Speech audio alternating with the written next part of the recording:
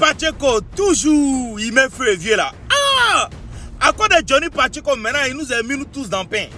Aujourd'hui, à partir d'aujourd'hui, le procureur dit tous ceux qui font vidéo à l'extérieur de la Côte d'Ivoire, qui sont ivoiriens, qu'ils ont signé un accord avec l'Union européenne pour nous faire retourner, ceux qui parlent bizarrement, quoi, qui donnent des informations qui ne sont pas vraies. Donc aujourd'hui, à partir de maintenant, il y a un accord avec l'Union européenne. Mais monsieur le procureur, moi il y a une question. Moi il y a toujours question.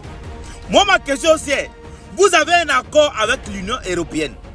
Mais celui qui a dit la couper tendon là, c'est comment lui son affaire là. Et depuis on n'a pas commis procédure sur lui. Hein.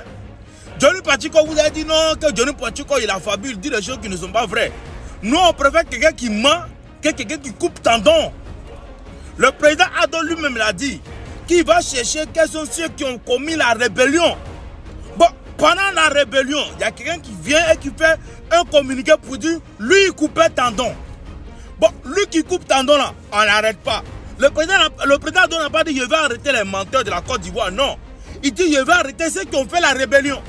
Donc ceux qui ont fait la rébellion là, normalement, monsieur le procureur, si vous avez un moyen pour faire retourner les Ivoiriens là, c'est pas Johnny Pacheco que vous devez faire retourner. C'est celui qui coupe tendon. Parce que lui, il coupe tendon. Lui, il a avoué pour dire qu'il a coupé tendon des Ivoiriens en Côte d'Ivoire. À cause de lui, certains Ivoiriens sont handicapés aujourd'hui. Maintenant, il y a un autre qui a dit, lui, ils auraient dû faire la même chose qu'ils ont fait au président Guy Robert. En 2002, ils auraient dû faire la même chose au président Gbagbo. Bon, ces deux-là, leur procédure, là, ça commence quand? Nous, c'est la question qu'on se pose. Monsieur le procureur, avec tout le respect, nous, il a fait plusieurs vidéos pour vous dire, nous, on n'est pas des va-t'en-l'air, nous, on n'est pas des connards, on n'est pas des, je sais pas, on n'est pas des moutons, monsieur le procureur. Quand vous faites des communiqués, vous faites les annonces là, essayez de voir de quoi vous parlez, monsieur le procureur.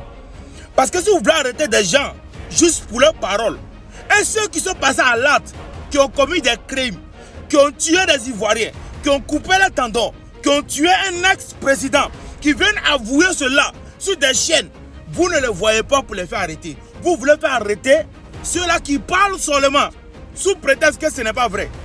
Chez nous, il y a un adage qui dit, lorsque la vérité n'est pas là, il faut qu'il y ait un.